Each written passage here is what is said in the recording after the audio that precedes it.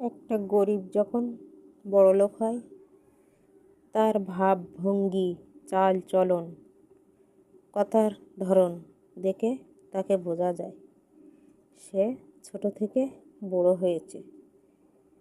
সে মানুষকে মানুষ মনে করে না, সে মনে করে আমি সব, আমার টাকা আছে, আমি এ সমাজের মাথা।